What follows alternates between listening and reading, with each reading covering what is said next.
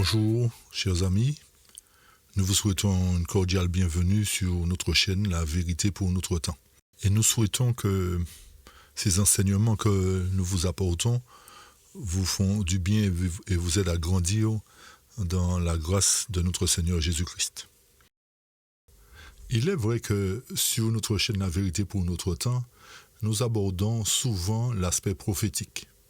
Nous touchons bien entendu aussi la justification par la foi. Notre but n'est pas seulement d'expliquer l'aspect prophétique, comme nous le disons, mais d'aborder toute la Bible. C'est pour cette raison que nous abordons ce sujet aujourd'hui, qui est extrêmement controversé et qui fait aujourd'hui couler beaucoup d'encre. Mais il est de notre devoir de remettre les choses à leur place, de mettre l'Église au milieu du village, comme on a l'habitude de le dire, de rétablir en quelque sorte la vérité. Pourquoi ce sujet ? Parce que, comme nous le disons, c'est vrai que c'est un sujet controversé, mais aujourd'hui, il y a une grande tendance à dire que la dîme n'est plus d'actualité, que la dîme n'était valable que pour l'époque mosaïque, et que nous sommes à l'époque du Nouveau Testament, donc pas de dîme, que le fait qu'il n'y ait plus de Lévites, nous n'avons plus à apporter la dîme. Selon d'autres encore, il y aurait 4 dîmes, mais ceci était pour la période lévitique, donc ce n'est plus non plus d'actualité. Et une autre catégorie parle d'une seule dîme et que seuls les pasteurs devraient être rémunérés. Il y a aussi l'aspect où certains prédicateurs ont parlé de ceux qui refusaient de remettre la dîme comme étant ceux qui seraient privés de bénédiction. Mais c'est oublier le passage de la Bible qui nous dit que l'Éternel fait pleuvoir sur les bons comme sur les méchants. Okay ? Donc, il y a beaucoup d'aspects qui ont été présentés pour lesquels on a tordu le sens, on a fait croire à beaucoup de chrétiens des choses qui ne sont pas concrètes, qui ne sont pas réelles, et beaucoup aujourd'hui effectivement se sont endurcis face à la dîme et ne comprennent pas pourquoi il faut remettre la dîme alors que les pasteurs ne font pas le travail, nous n'avons pas la vérité qu'il faut, donc nous ne voyons pas pourquoi nous ne pouvons pas retenir nos dîmes, faire ce que nous voulons avec, et à la limite donner une petite offrande pour soutenir les différents mouvements que nous suivons par exemple. Alors, c'est ce sujet que nous allons développer. Nous n'allons pas le faire en un seul volet parce qu'il y a beaucoup de choses à dire sur cela. Alors, nous ferons cette étude sur plusieurs volets et par la suite, nous reviendrons sur nos études prophétiques, justification par la foi, etc., etc. D'accord ? Mais avant tout, comme d'habitude, nous allons présenter cela à Dieu afin que son Saint-Esprit nous aide à comprendre ce sujet. Parce qu'il est important pour nous de savoir si effectivement la dîme est toujours d'actualité ou pas.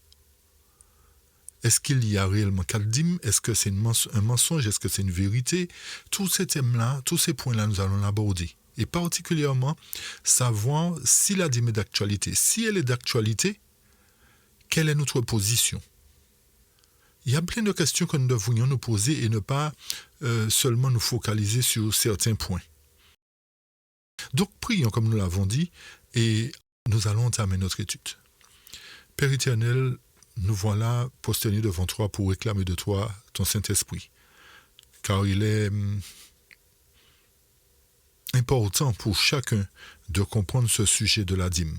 Tu le sais, comme nous-mêmes, c'est un sujet très controversé, mon Dieu. Alors, nous ouvrir l'intelligence, nous aider à comprendre, et que si toutefois nous péchons devant toi, aide-nous à revenir à tes pieds, et afin de marcher dans l'obéissance, et pour que nous soyons sauvés. Fortifie-nous, bénis-nous, et garde chacun de nous, bénis tous ceux qui ont écouté ces études, ouvre aussi leur intelligence, et fais ton œuvre en chacun de nous. Nous t'avons prié dans le doux nom de Jésus-Christ, ton Fils, et pour ta gloire. Amen. Amen. Comme nous venons de le dire, le sujet de la dîme est devenu un sujet très controversé. Et autant il y a d'étudiants aujourd'hui, autant il y a d'interprétations. Et pourtant, ce qui est remarquable, c'est que tous utilisent la même Bible. Alors à partir de cela, en qui devons-nous mettre notre confiance? Qui croit? Quel étudiant a raison? Quel autre a tort? Etc. C'est vrai que nous n'allons pas faire le procès d'étudiants. Nous ne sommes pas là pour ça, chers amis. Nous ne sommes pas là pour ça. Mais nous sommes là pour rétablir la vérité de la parole de Dieu. Et par rapport à toutes ces controverses dues à différents étudiants qui apportent leur compréhension, la seule chose que nous devrions retenir, c'est que la parole de Dieu elle-même est certaine et ne nous induit pas en erreur, tandis que l'homme est sujet à l'erreur et peut se tromper. Donc c'est pour cette raison que, malgré le fait que tous ces hommes-là qui ont parlé de dîme, qui parlent de dîme et qui disent que la dîme n'est plus d'actualité, alors nous verrons pour quelle raison la dîme a été invoquée dans la parole de Dieu. Alors retenez bien, chers amis, que nous ne nous estimons pas être au-dessus de quiconque. Mais nous présenterons simplement la parole de Dieu qui sera le témoin. Et vous jugerez par vous-même ce que dit la parole, si c'est une interprétation humaine ou si cela est biblique. Ok? Donc nous ne faisons le procès à quiconque, mais nous laisserons la parole parler par elle-même, en apportant des évidences. Ok? Alors soyez très attentifs et n'oublions pas que si nous péchons contre une parole de Dieu, une recommandation de Dieu, nous sommes coupables de toutes les autres paroles de Dieu, de toutes les autres recommandations. Donc c'est important pour nous à considérer, puisque même si peut-être certains vont dire que ce n'est pas salutaire, mais en péchant contre Dieu, nous n'avons pas le salut non plus. Vous nous suivez? Ok, très bien. Alors poursuivons, entamons notre étude pour apporter toutes les évidences. Lorsque nous ouvrons nos Bibles et que nous analysons la première fois où la dîme a été invoquée, nous voyons que cela l'a été entre Abraham et Melchisédek. Par conséquent, avant de pouvoir parler de la dîme elle-même, nous devons chercher à connaître qui est Melchisédek et pourquoi Abraham lui a remis la dîme. Lui a-t-il remis la dîme par rapport au butin qu'il a récupéré ou quelle est la raison? Il se trouve que beaucoup parlent de la dîme, effectivement, mais sans apporter l'explication de Melchisédek, sans toucher le point crucial qui est la remise de la dîme à Melchisédek. Et à partir du moment où nous apporterons l'évidence sur Melchisédek, tout le sujet de la dîme deviendra plus clair. En fait, nous l'espérons pour certains. Mais logiquement, en apportant la précision sur Melchisédek, le sujet doit être plus clair. Il ne doit plus y avoir d'ambiguïté. Quant à savoir si, parce qu'il n'y a plus de Lévite, nous ne devons plus donner la dîme, si nous devons donner la dîme au pasteur, quelle que soit la solution, à qui la dîme revient logiquement. Donc c'est le premier point que nous allons aborder avant de parler de la dîme elle-même. Ok? Cette démarche-là est la plus importante. C'est pour cette raison que nous disons que nous ne pouvons pas parler d'un sujet, exclure la clé du sujet. Vous voyez? En mettant de côté la clé, nous ne pouvons pas ouvrir la porte. Donc nous allons passer par les fenêtres, nous allons passer n'importe où, mais pas par la porte. Donc, pour ouvrir la porte, il nous faut avoir la clé. Et la clé, c'est Melchisédek, chers amis. Ok? Alors analysons cela et avançons. Donc, avant de toucher le système lévitique lui-même, qui a commencé à l'époque de Moïse, il nous faut considérer l'époque qui la précède. L'époque où la dîme a été remise pour la première fois. Et c'est pour cette raison que nous retournons, nous allons dans Genèse pour comprendre la raison pour laquelle Abraham a remis à Melchisédek la dîme. Et ceci va nous amener à comprendre par la suite si la dîme est d'actualité ou pas. Maintenant, si elle est d'actualité, chers amis, et que délibérément nous ne la remettons pas à celui à qui de droit, ça c'est notre problème. Maintenant, si elle n'est pas d'actualité, banco, il n'y a pas de souci. Mais il nous faut tenir compte de tous les éléments. Pour cela, nous lirons Genèse 14.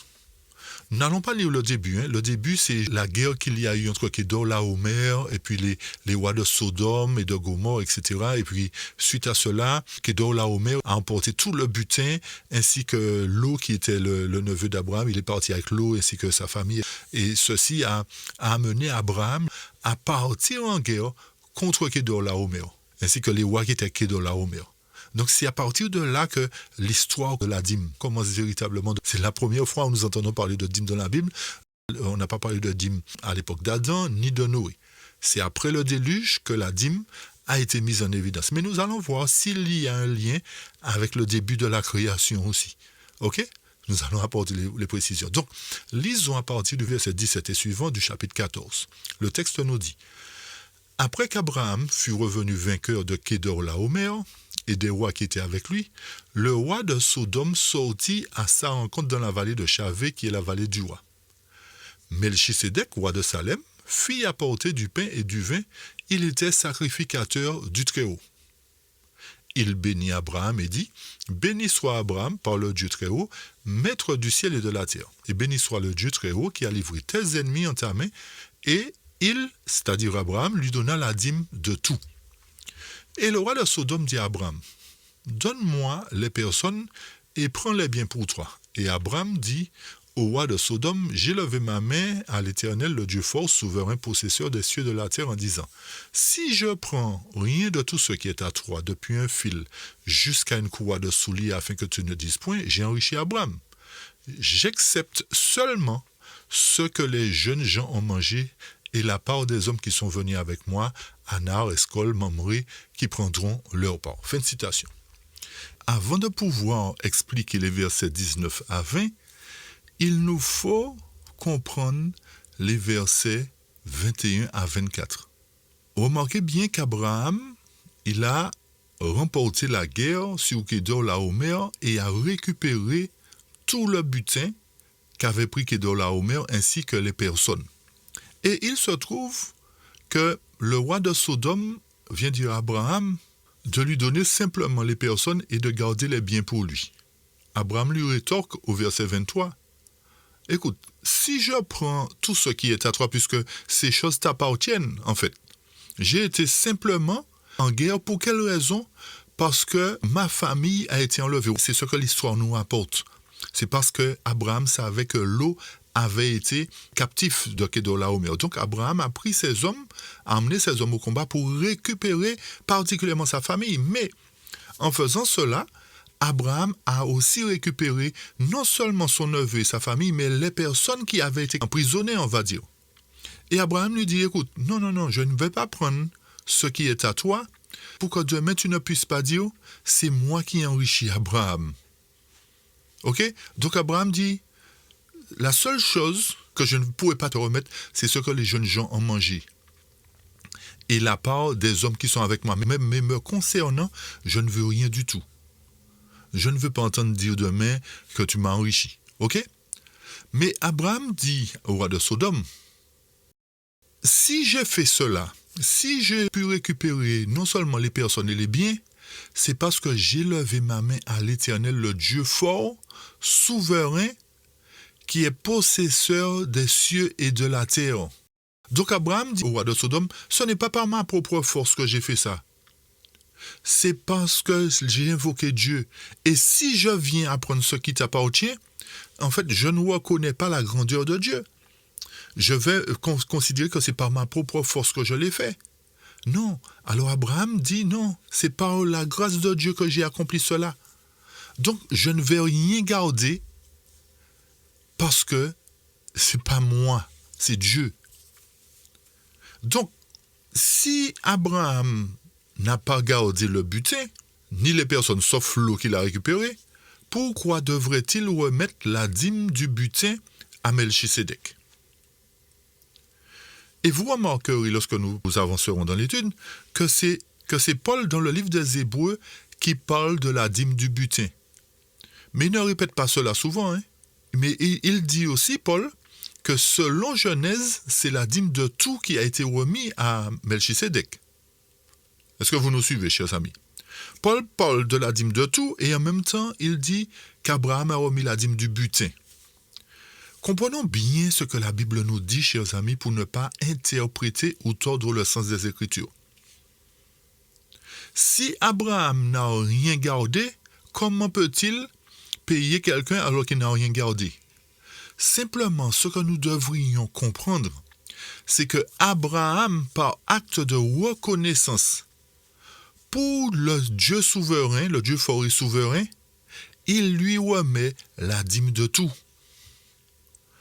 Logiquement, ce serait le roi de Sodome qui aurait eu à donner la dîme à Melchisédek, puisque c'est lui qui a gardé le butin. Le butin lui a été remis. Soyons logiques, chers amis, avançons, mais soyons logiques. Donc, à partir de cela, nous devons aller beaucoup plus en profondeur pour comprendre pour quelle raison Abraham a remis la dîme de tout. Notez bien, comme nous avons dit, que c'est Paul qui a parlé de la dîme du butin. Revenons maintenant au verset 17 à 20. Remarquez bien ce qui est dit particulièrement au verset 18. Le texte nous dit que Melchisédek, roi de Salem, fit apporter du pain et du vin. Et notez bien ce point. Il était sacrificateur du Dieu très haut. Pause. Remarquez bien le temps employé à travers ce verbe-là, était. Le texte ne nous dit pas « il est sacrificateur du très haut », mais il était sacrificateur du très haut. Montre qu'avant l'époque d'Abraham, Melchisédek était déjà sacrificateur. Ça, c'est un point. Deuxièmement, pourquoi le titre sacrificateur alors qu'il n'y avait pas encore de sacrificature? Il n'y avait pas encore de sanctuaire. Il nous faut nous poser toutes les questions, chers amis. Ceci montre que si Melchisédek porte le titre de sacrificateur, c'est qu'il y avait déjà des sacrifices présentés à l'Éternel. Vous nous suivez? Donc ceci nous ramène encore plus loin que l'époque d'Abraham, particulièrement à l'époque où les premiers sacrifices ont été offerts. C'est-à-dire à l'époque d'Adam, particulièrement entre Caïn et Abel. Puisque sacrificateur sous-entend sacrifice, chers amis. Et c'est pour cette raison que le temps employé ici montre que Melchisédek était déjà sacrificateur avant l'époque d'Abraham. Donc, ce point-là est très important et c'est une partie de la clé qui va nous permettre de comprendre pour quelle raison Abraham lui a remis la dîme. Le reste des éléments de la clé se trouve dans Hébreux. Mais remarquez bien le verset 19. Melchisédek bénit Abraham et dit « Béni soit Abraham par le Dieu très haut, maître du ciel et de la terre.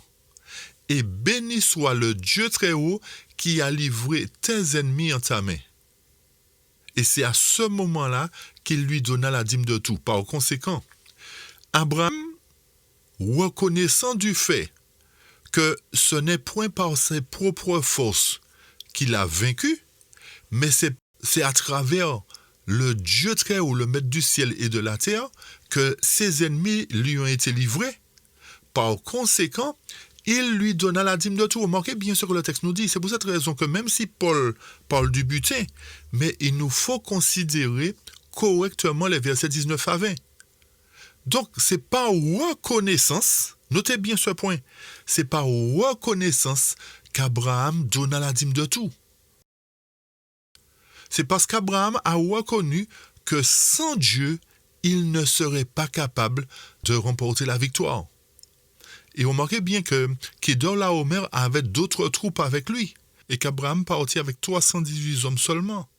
C'est pour nous montrer que c'est la puissance de Dieu qui a permis à Abraham de remporter la victoire. Et c'est pour cette raison qu'il remet la dîme, qu'il donne la dîme de tout. Et Genèse ne nous dit pas la dîme du butin là. Proprement dit, ce n'est pas pour le butin qu'Abraham remit la dîme à Melchisédek, mais par acte de reconnaissance et de foi qu'Abraham agit de la sorte. La question que nous devrions nous poser, déjà premièrement, qui est Abraham? Parce que nous avons toute la Bible aujourd'hui, nous pouvons dire qui est Abraham. Abraham est le père de la foi. D'accord? Retenons bien cette notion. Abraham est le père de la foi. Qui dit foi dit une confiance absolue en Dieu. Une confiance qui ne pose pas de questions à Dieu, mais qui croit à tout ce que Dieu est capable de faire pour lui. Donc cette notion de foi entre aussi en jeu dans cette question de dîme qui a été remise à Melchisédek. Et il est important pour nous, pour mieux comprendre cela, de chercher à savoir qui est Melchisédek. Sans cette démarche, nous serons à côté de l'évidence. Nous marcherons à côté de l'évidence. Donc notre but ici est de pouvoir connaître qui est Melchisédek. Donc, s'il y a une fonction de sacrificateur, et c'est la première fois dans la Bible où le mot sacrificateur est employé, à travers Melchisédek, entre Abraham et Melchisédek. Par conséquent, lorsque nous faisons le lien avec la sacrificature au temps des Lévites, quel était le rôle du sacrificateur, chers amis? Le rôle du sacrificateur était d'officier dans la tente d'assignation. Le sacrificateur était un type de Jésus qui devait venir officier lui-même dans le lieu très saint. C'est vrai qu'à l'époque d'Abraham, il n'y avait pas de tente d'assignation. Mais le fait que le mot sacrificateur soit employé ici montre que il y avait déjà un service de sacrifice qui était présenté. Vous voyez la démarche que nous sommes obligés de faire pour rétablir la vérité de la dîme. Ce qu'il nous faut bien comprendre, pourquoi c'est à ce moment-là que la dîme a été employée entre Abraham et Melchisédek. Pourquoi l'Éternel n'a pas permis que Melchisédek soit là depuis à l'époque d'Adam, à l'époque de Caïn et Abel? Vous savez pourquoi, chers amis? Parce que la dîme, comme nous l'avons fait ressortir, peut-être que vous ne l'avez pas compris tout à l'heure, la dîme est une question de foi. Et la raison pour laquelle l'Éternel l'a utilisée à l'époque d'Abraham, l'a mis en évidence à l'époque d'Abraham et non à l'époque d'Adam, pourtant les sacrifices étaient offerts, parce qu'Abraham étant le père de la foi, l'Éternel a jugé bon de montrer que tous ceux qui auront la foi d'Abraham seront amenés à lui remettre la dîme par acte de reconnaissance. Et remarquez bien que sans la foi, il est impossible de plaire à Dieu. Et notez que c'est la première fois où le sujet de la dîme a été présenté, sous Abraham. Ce n'est pas un hasard. Donc celui qui ne comprend pas le sujet de Melchisédek et d'Abraham, ou qui ne fait pas le rapport entre Abraham et Melchisédek, va trouver que remettre la dîme à Dieu est pour lui un problème. Vous comprenez pourquoi nous avons pris le temps, ou nous prenons le temps, d'expliquer qui est Melchisédek. Et pourquoi il faut faire le lien avec la sacrificature. Pourtant, le service cérémoniel n'était pas encore en vigueur. Il n'y avait même pas encore de peuple d'Israël. Donc la dîme remonte bien au-delà de l'époque d'Israël. Ce qu'il nous faut comprendre là maintenant, comme nous l'avons dit, qui est Melchisédek? Qui est-il? Pour qu'Abraham lui remette la dîme. Et c'est là la clé de tout, chers amis. C'est là la clé de tout. Avançons pour comprendre ce qui est Melchisédek. Pour cela, allons dans Hébreux 7. Hébreux 7, qui est très important, nous allons lire pratiquement tout le chapitre pour bien comprendre.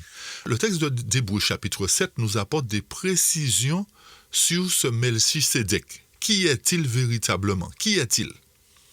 Le texte nous dit au verset 1 du chapitre 7. En effet, ce Melchisédek, roi de Salem, sacrificateur de qui?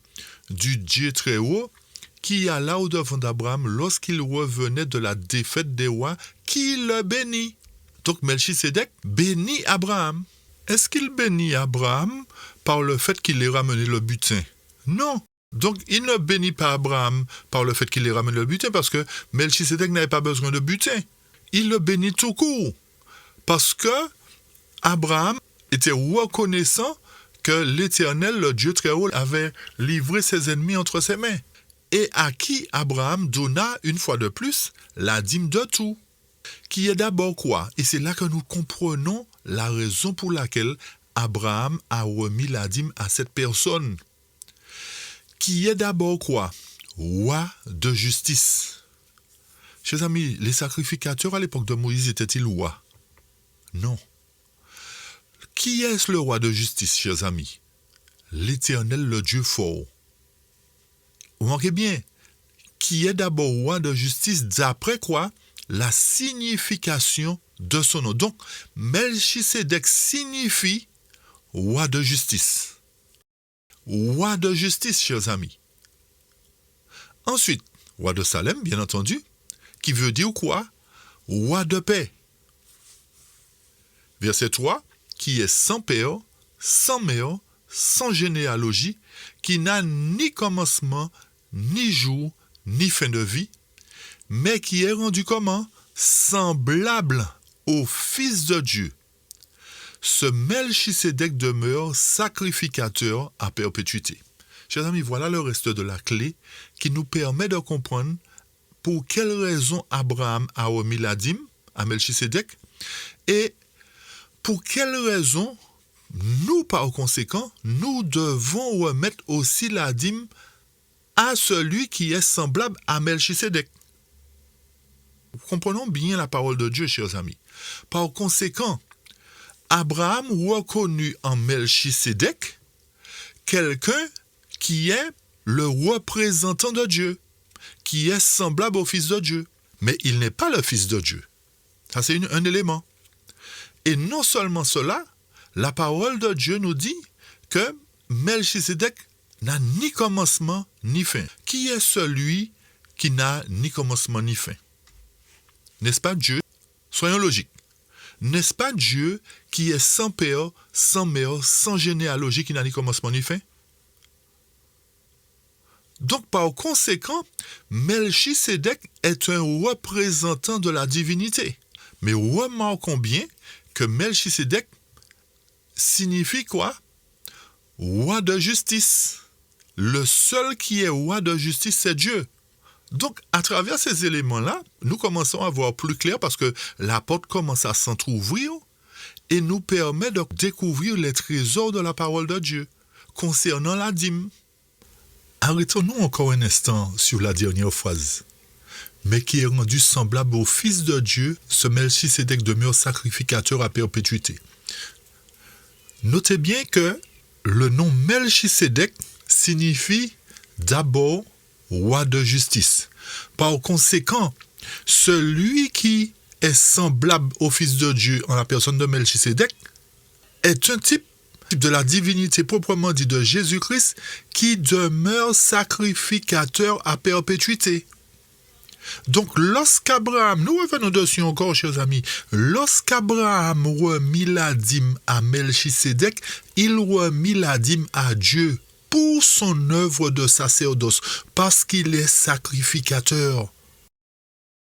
À perpétuité signifie tant qu'il y aura des hommes à sauver. C'est pour cette raison que l'Éternel est venu se donner en sacrifice vivant.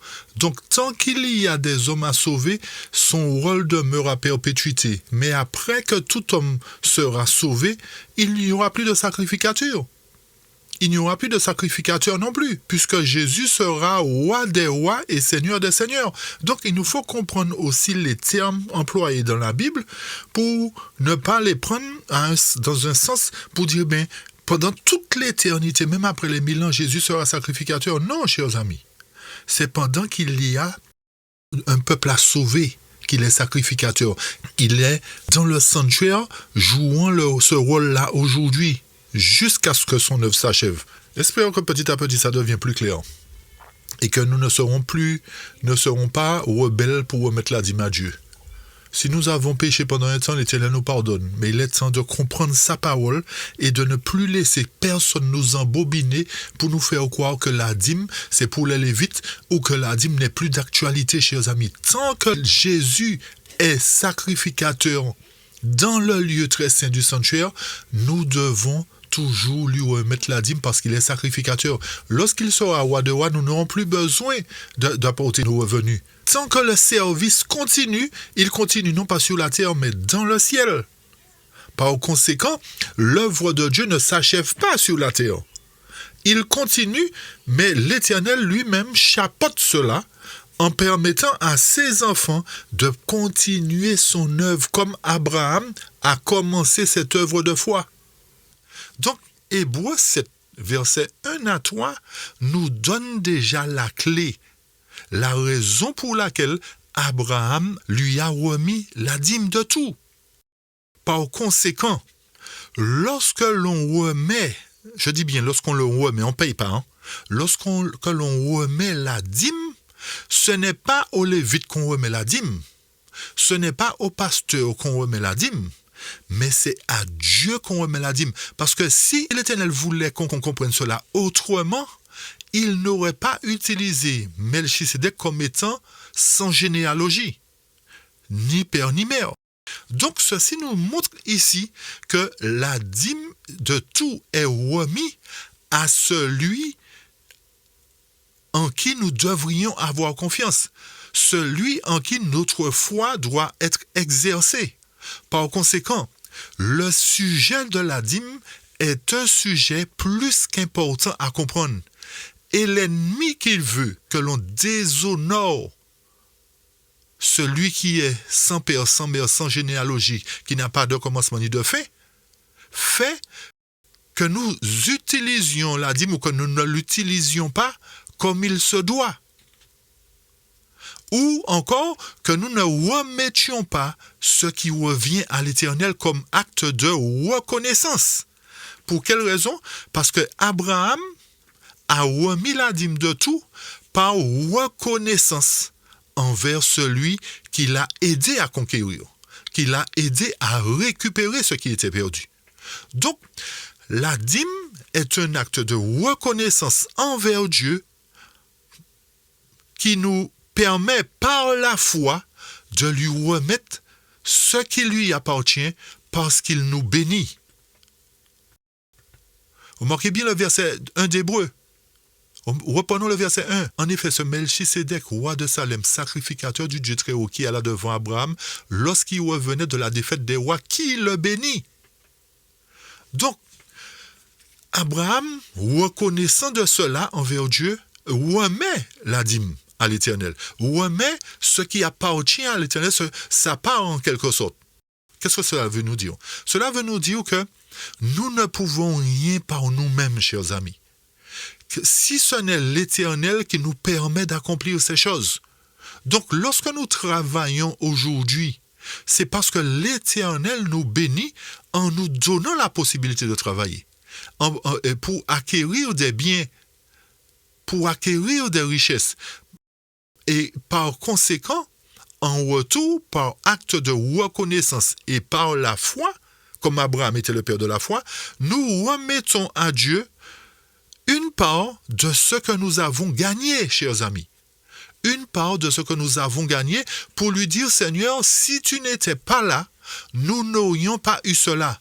Et parce que tu es là et que tu es permis que nous puissions acquérir ces biens, nous te donnons ce qui te revient, c'est-à-dire sur tout ce que nous avons gagné.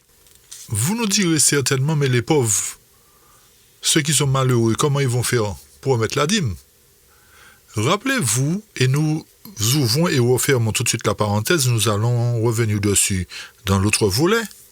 Rappelez-vous que l'Éternel avait établi un système qui permettait à son peuple d'être autonome et qui permettait à ceux qui avaient de subvenir aux besoins des malheureux, de la veuve et de l'orphelin.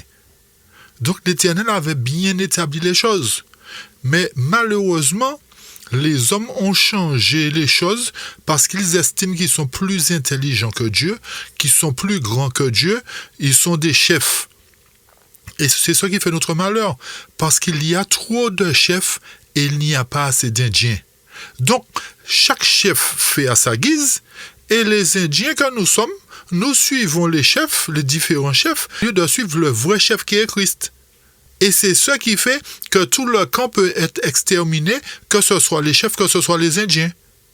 Lorsque nous avançons au verset 4 et suivant, et c'est là que Paul nous parle du butin, considérez qui, verset 4, la grandeur de cet homme à qui le patriarche Abraham donna la dîme du butin. Notez bien ce point concernant le verset 4 d'Hébreux 7.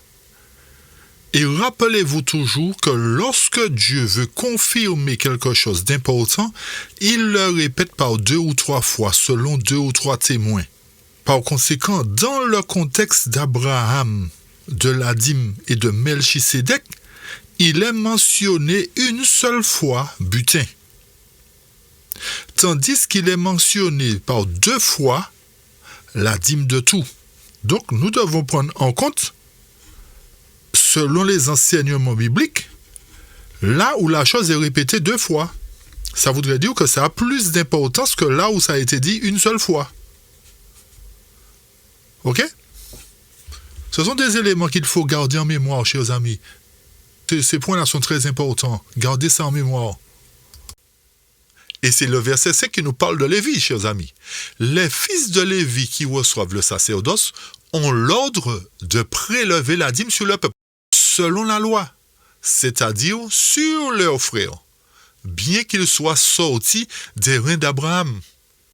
Alors le verset 5 nous montre que c'est la volonté de Dieu d'établir la tribu de Lévi pour recevoir le sacerdoce, puisque l'Éternel a ouvert la voie à travers Melchisédek pour montrer que ce sacerdoce-là n'est pas une volonté d'homme, mais une volonté divine.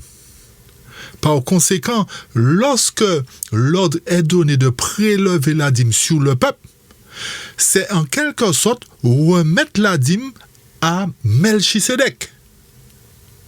Bien que Lévi soit sorti des reins d'Abraham, puisque Lévi, bien qu'il ne soit pas né encore, avait déjà remis la dîme à l'Éternel, à Melchisédek, puisqu'il est sorti des reins d'Abraham. Donc l'Éternel nous montre qu'à travers Abraham, tous ceux, comme nous avons dit, qui ont la foi et qui descendent d'Abraham et qui font la volonté de Dieu, comme Abraham l'a fait, doivent remettre la dîme à Dieu.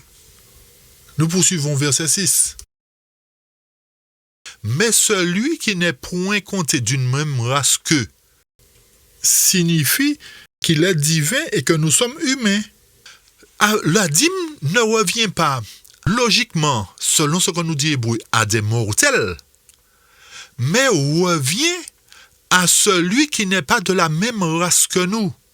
Nous sommes des mortels. Lui, il est sans commencement, ni fin, ni généalogie. Donc, il a reçu la dîme d'Abraham.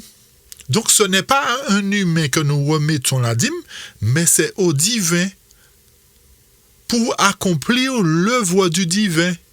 Et il a béni celui qui avait fait les promesses. Qui fait les promesses, chers amis? N'est-ce pas le divin? N'est-ce pas Dieu? Puisque Melchisédek est un type de la divinité. Il n'est pas la divinité, mais il est un type. Ok? Poursuivons verset 7.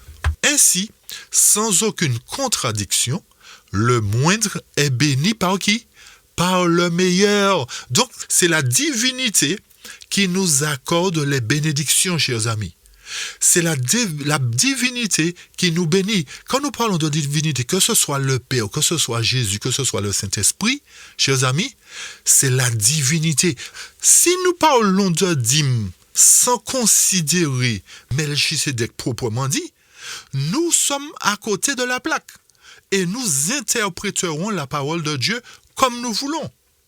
Et effectivement, comme ça arrange beaucoup de ne pas remettre la dîme à Dieu par acte de reconnaissance, nous disons, ah non, la dîme n'est plus d'actualité, ou encore, les hommes font ce qu'ils veulent avec la dîme, donc je ne remets pas la dîme.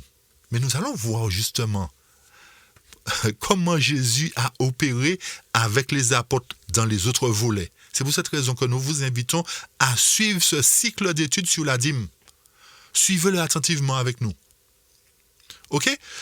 Donc, le verset 7 pour revenir sur Hébreu, le texte nous dit « Ainsi, sans aucune contradiction, le moindre est béni par le meilleur. » C'est-à-dire, l'humain est béni par le divin. Aujourd'hui, verset 8, « Les hommes qui meurent reçoivent la dîme. » Vous comprenez mieux? C'est-à-dire, les mortels reçoivent la dîme. Pourquoi faire? Pour poursuivre le sacerdoce que Dieu leur a confié. Oui ou non?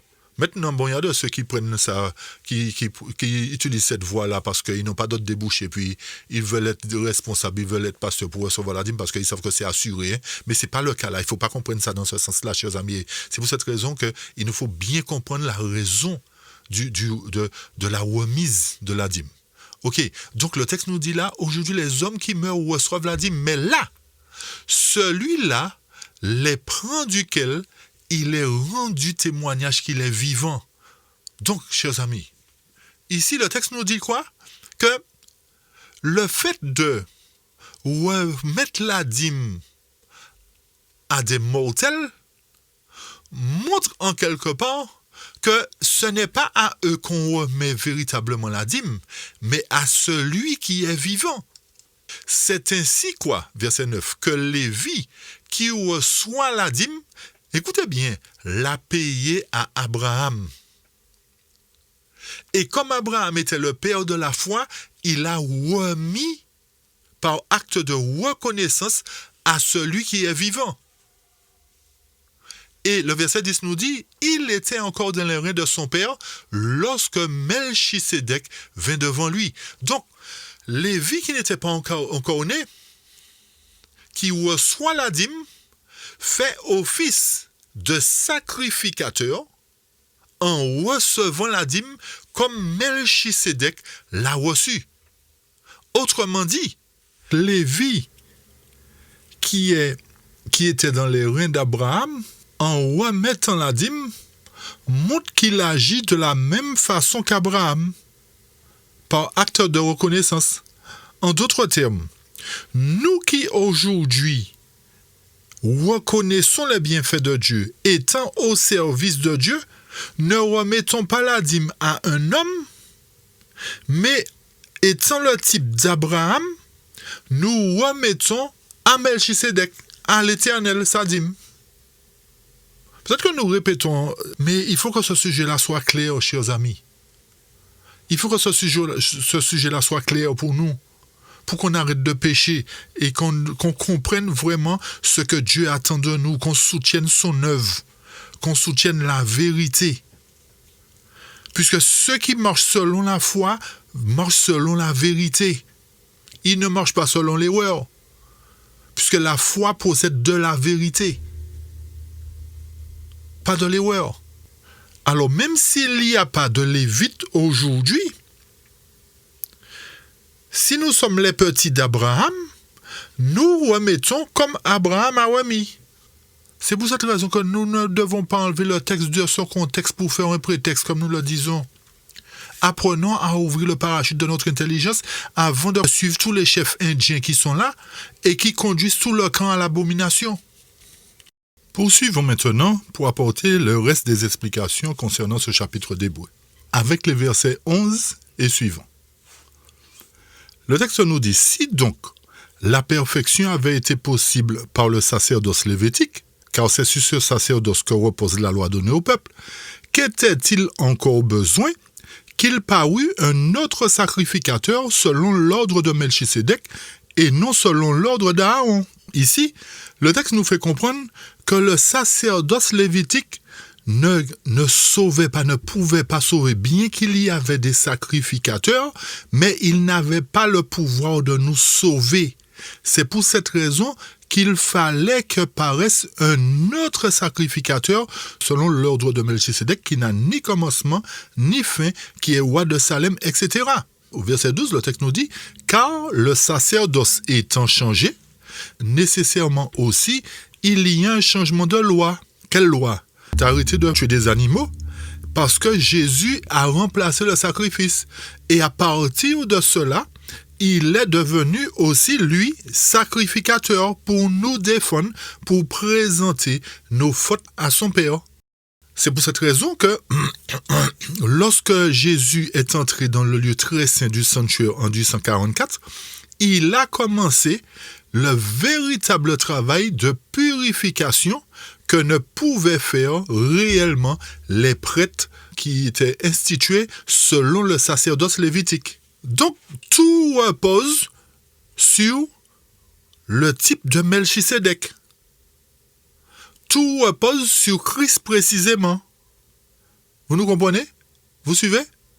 Puisque le verset 13, que nous continuons encore, le verset 13 nous dit, « En effet, celui de qui ces choses sont dites appartient à une autre tribu dont aucun membre n'a fait le service de l'autel. » Le sacerdoce était attribué aux Lévites. Vous rappelez-vous pour quelle raison? Parce que lorsque Moïse était sur la montagne avec l'Éternel, la seule tribu qui n'a pas pris part au veau d'or qu'avaient mis Aaron et tous les autres là, c'est la tribu de Lévi. Donc c'est pour cette raison que l'Éternel a choisi la tribu de Lévi pour leur accorder le sacerdoce, de conduire le peuple dans la vérité, de mettre en place tous les rituels, etc., etc. Donc le texte nous dit là, le verset 13, que le type de Melchisédek qui était Christ, qui n'est pas de la tribu de Lévite, parce que ce sont les Lévites qui officient de le sanctuaire, provient d'une autre tribu, mais malgré tout cela, l'ordonnance lui revient, la sacrificature lui revient, car il est notoire au verset 14 que notre Seigneur est sorti de Juda, tribu dont Moïse n'a rien dit pour ce qui concerne le sacerdoce. C'est pour cette raison que la loi a changé, comme j'ai dit tout à l'heure. Jésus a mis fin à la loi cérémonielle. Il a établi une autre loi qui nous montre que ce n'est pas par les sacrifices que nous sommes sauvés, mais c'est par grâce, mais par le moyen de quoi? Nous sommes sauvés par grâce, par le moyen de la foi. Donc, la grâce sans la foi n'est rien.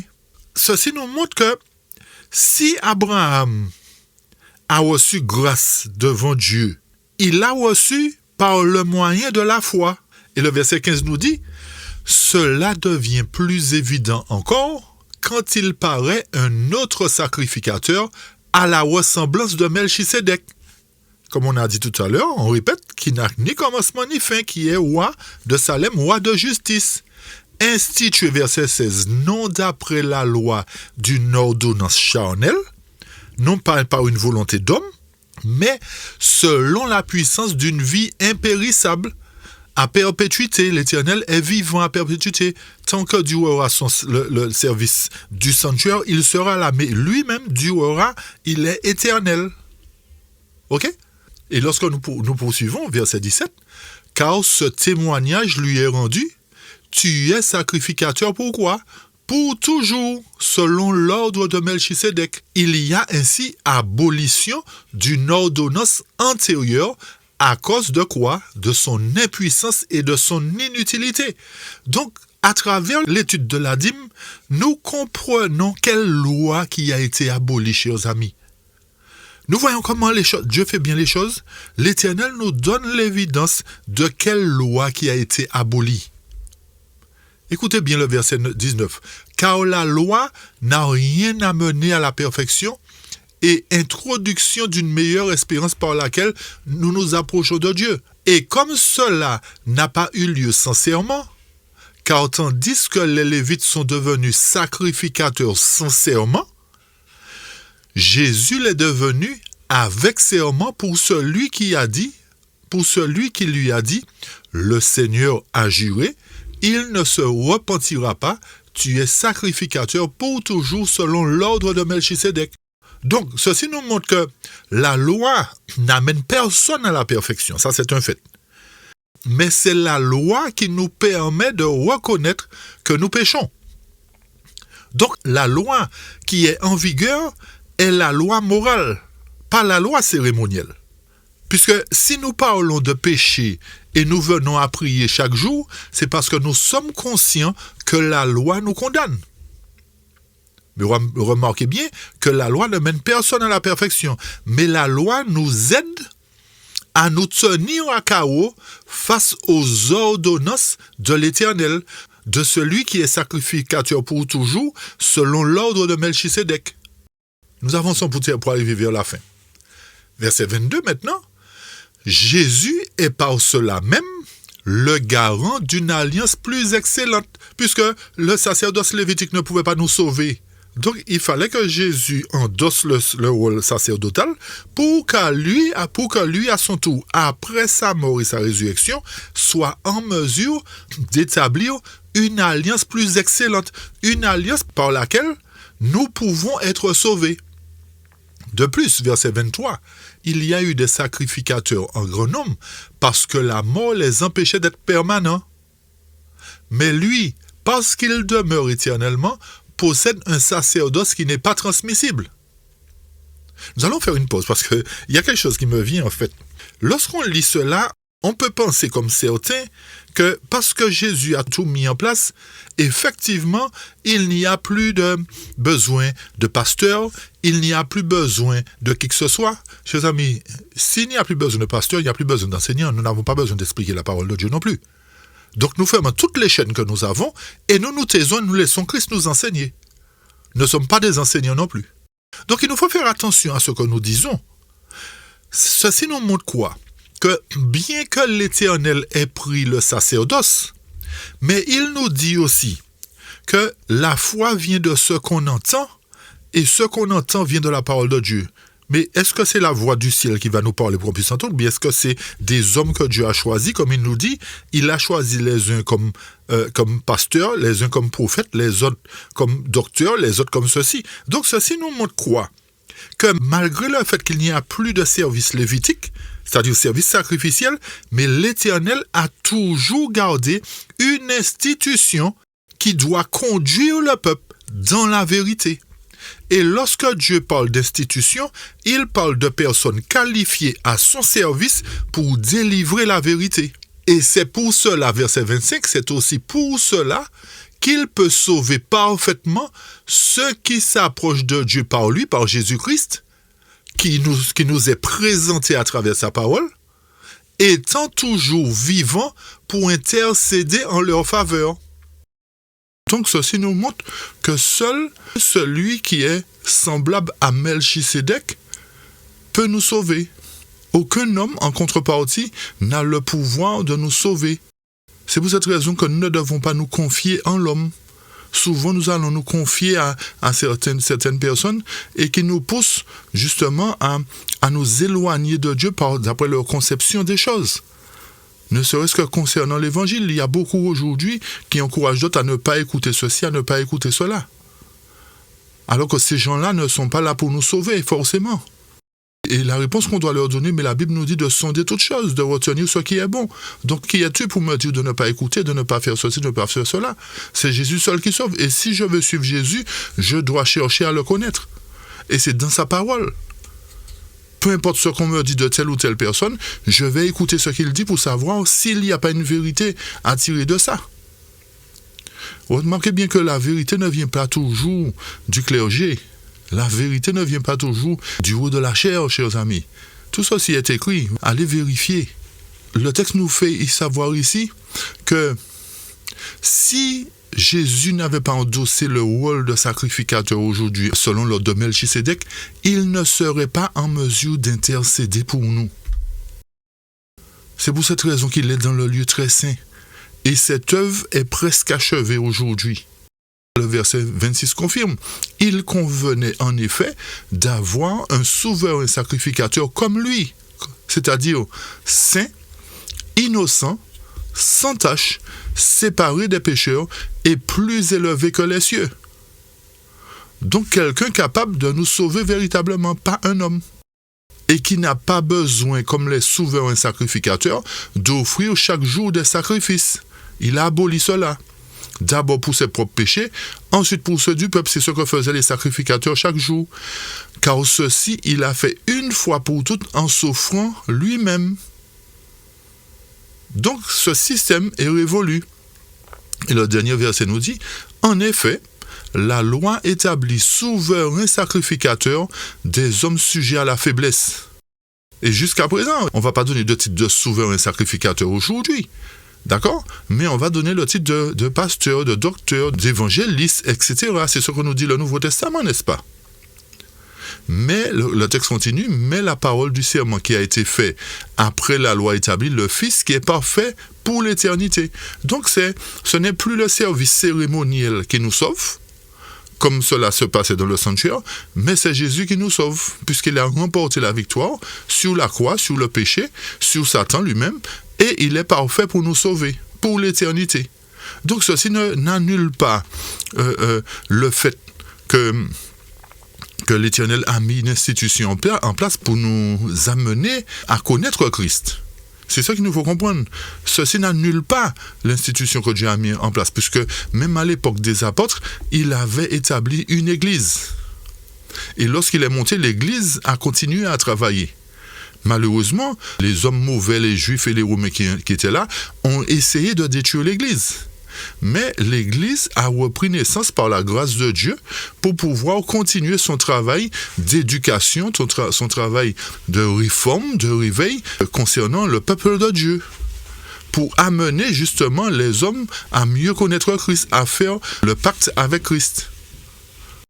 Donc alors, si nous avons bien compris ce point concernant Melchisédek, logiquement les choses doivent être beaucoup plus claires pour nous concernant la dîme, puisque l'Éternel a établi Melchisédek déjà avant Abraham, d'après ce qu'on a expliqué, parce qu'il était déjà sacrificateur, et Jésus, selon l'ordre de Melchisédek, termine l'œuvre. Donc, il a commencé l'œuvre à travers le Melchisédek type, et dans l'antitype, Jésus-Christ termine l'œuvre. Donc, ceci nous montre que, puisque la dîme n'a pas été remise aux Lévites premièrement, mais à Melchisédek, ceci nous montre que la dîme revient à Dieu. Lorsque nous remettons la dîme, nous ne le remettons pas à un homme proprement dit, mais nous remettons pour l'œuvre de Dieu. Et vu que l'Éternel continue son sacerdoce dans le lieu très saint, nous devons continuer à soutenir son œuvre pour que l'Évangile puisse être proclamé dans le monde entier, comme Israël avait été choisi pour être dépositaire de sa parole. Une fois qu'il aura arrêté son sacerdoce, nous n'aurons plus d'œuvre à soutenir, nous n'aurons plus d'évangélisation à faire, parce que tout sera terminé. À ce moment-là, l'Éternel revêtira sa couronne et entrera dans son règne.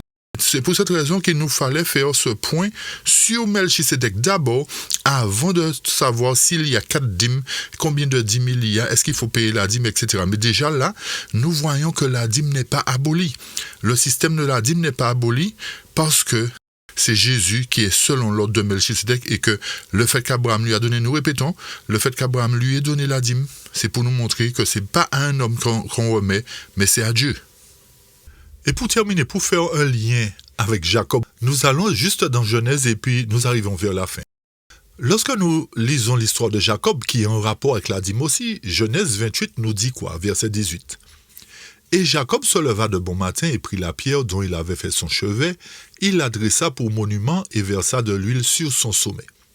Il appela le nom de ce lieu Béthel, mais auparavant la ville s'appelait Luz.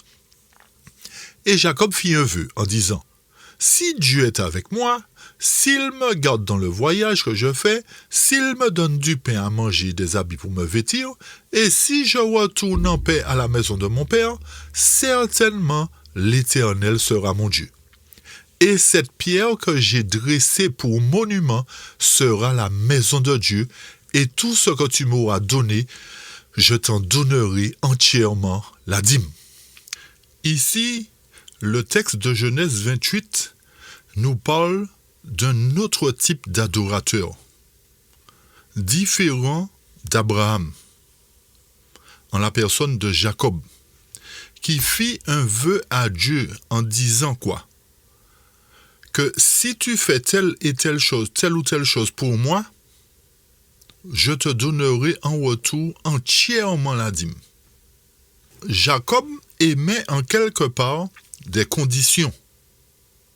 Le si signifie à condition que tu fasses cela pour moi, je te donne la dîme.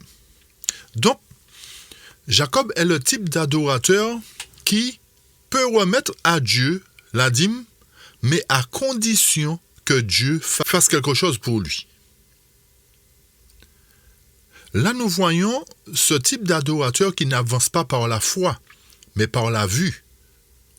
Tandis qu'Abraham est le type d'adorateur qui avance non par la vue, mais par la foi.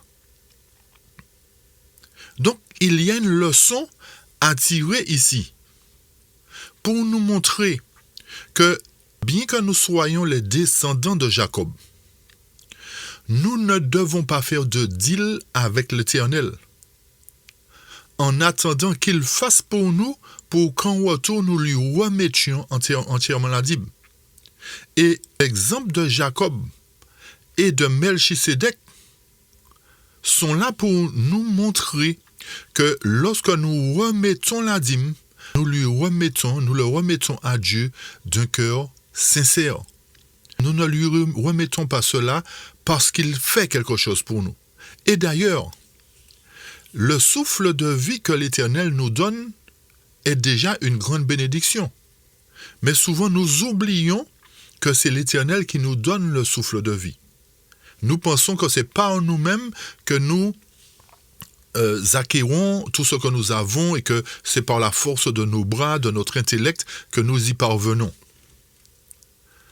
Mais l'Éternel veut aujourd'hui, chers amis, que nous marchions selon notre père Abraham qui a marché par la foi.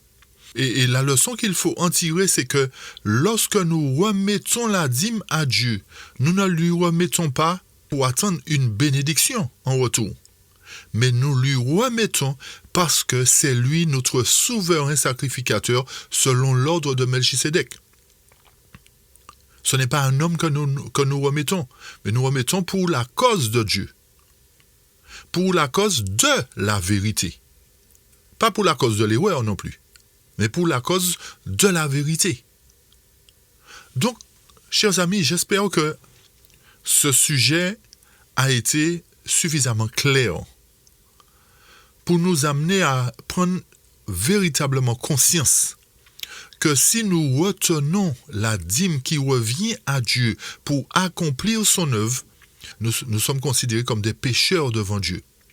Si nous voulons vraiment être dans le plan de Dieu, il nous faut revoir notre engagement, il nous faut revoir la parole de Dieu et ne pas nous arrêter sur une partie des faits, une partie des évidences, mais toutes les évidences. Lorsque nous revenons sur Genèse concernant l'histoire d'Abraham, le texte nous parle de la dîme que Abraham a remis la dîme de tout. Lorsque nous faisons le lien encore avec le service lévitique, les enfants d'Israël, le peuple d'Israël apportait à chaque fois devant la tente d'assignation la dîme de tout. Il ne leur était pas dit d'apporter la dîme du butin, la dîme de ceci, la dîme de cela. Ils apportaient la dîme de tout. C'est seulement Paul qui a parlé de la dîme du butin une seule fois.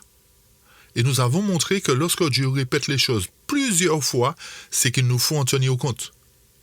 Donc aujourd'hui, l'Éternel nous parle, chers amis.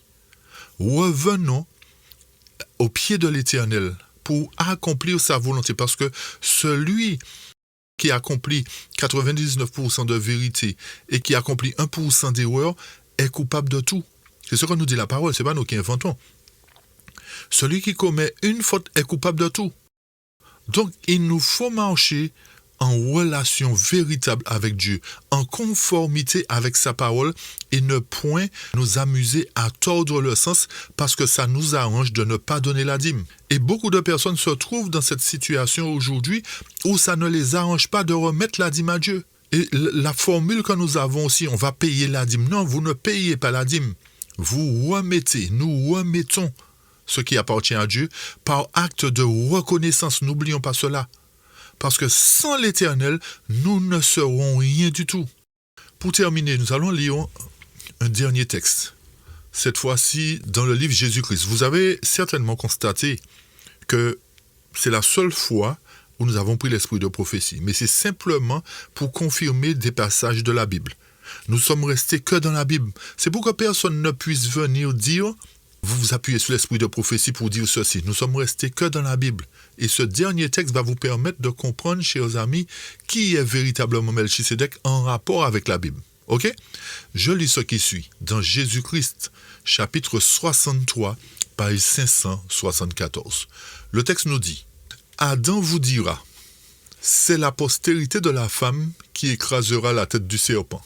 Interrogez Abraham, il vous dira, c'est Melchisédek, roi de Salem, roi de paix. Jacob vous dira, c'est le pacificateur de la tribu de Juda. Ésaïe vous dira, c'est Emmanuel, le conseiller admirable, le Dieu fort, le Père d'éternité, le prince de la paix. Jérémie vous dira, c'est le rameau de David, l'Éternel notre justice. Daniel vous dira, c'est le Messie. Osée vous dira, c'est le Dieu des armées, son nom est éternel. Jean-Baptiste vous dira, c'est l'agneau de Dieu qui ôte le péché du monde. Le grand Jéhovah du haut de son trône l'a proclamé, celui-ci est mon fils bien-aimé. Nous, ses disciples, nous déclarons, c'est Jésus, le Messie, le prince de la vie, le rédempteur du monde. Et même Satan dira, le prince de la puissance des ténèbres le reconnaît en disant, je sais qui tu es, le Saint de Dieu. Ici, nous voyons que la Bible nous enseigne qui est Jésus depuis Adam jusqu'à Satan. Et remarquez bien le premier qui a dit que qui est Jésus, qui est Dieu. C'est la postérité de la femme qui écrasera la tête du serpent. En deuxième, c'est Abraham. Voyez pourquoi nous avons fait le lien entre Melchisédek et le service sacrificiel qui avait commencé depuis Adam. Parce que Jésus était déjà présent. Le Rédempteur du monde était déjà présent à travers ses sacrifices. La servante du Seigneur n'a rien inventé. Elle a simplement repris les titres de la Bible qui sont employés pour qualifier Dieu véritablement, pour qualifier notre Rédempteur, notre Sauveur. Celui qui est souverainement élevé aujourd'hui et qui est établi selon l'ordre de Melchisédek. Alors, puisse Dieu vraiment nous aider à comprendre que si nous retenons ce qui appartient à Dieu, nous nous condamnons nous-mêmes et nous devenons des rebelles pour l'Éternel.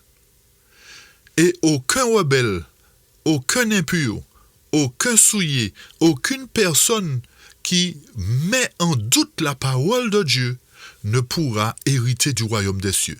Alors, si nous voulons véritablement être sauvés, nous devons marcher en conformité avec la parole, selon un ainsi dit l'Éternel, parce que le but de l'homme conduit par le prince de la puissance des ténèbres, c'est de tordre le sens des Écritures pour faire un maximum d'adeptes qui soient totalement perdus. Donc aujourd'hui, l'Éternel rétablit la vérité de la dîme pour que nous sachions que c'est Dieu que nous devrions servir et que c'est l'œuvre de Dieu que nous devrions soutenir et particulièrement la vérité, chers amis, pas l'erreur. Et nous allons apporter cette explication dans les autres volets pour montrer que l'Éternel a toujours amené son peuple à soutenir la vérité. Donc suivez cette série d'études sur la dîme parce qu'elle est très importante, chers amis, très très très importante. Alors que Dieu continue à nous aider à mettre en pratique sa parole et à arrêter de faire des conditions, à faire des compromis avec l'Éternel. Et aussi à arrêter de croire que c'est parce que nous remettons la dîme à Dieu qu'il nous bénit. Et que celui qui ne peut pas remettre ne sera pas béni. Non, chers amis. Tout homme est béni devant l'Éternel. Mais c'est simplement notre foi qui doit être mise en évidence. C'est notre foi que nous devons expérimenter en permettant à l'œuvre de Dieu d'être soutenue pour que nous ne soyons pas des gens égoïstes. Parce que nous avons découvert la vérité. d'une certaine manière. Mais il y a des âmes dans le monde qui n'ont pas les moyens de découvrir la vérité, qui n'ont pas ce qu'il faut pour acheter une littérature, pour acheter une Bible, pour acheter un livre où ils peuvent lire la parole de Dieu. Donc notre but, c'est de soutenir et d'apporter la vérité dans le monde entier. C'est pour cette raison, progressivement, nous apporterons toutes les évidences. Nous rétablirons la vérité par la grâce de Dieu. Et retenez bien que nous ne sommes pas des surhommes. Nous sommes des serviteurs de Dieu. Ne nous estimons pas au-dessus de quiconque. Mais nous analysons la parole de Dieu à la loupe pour que l'Éternel ait un peuple qui ne marche pas dans les ténèbres, mais qui marche dans la vérité. Alors soyez bénis et nous vous donnons rendez-vous pour la suite de notre étude sur le volet de la dîme.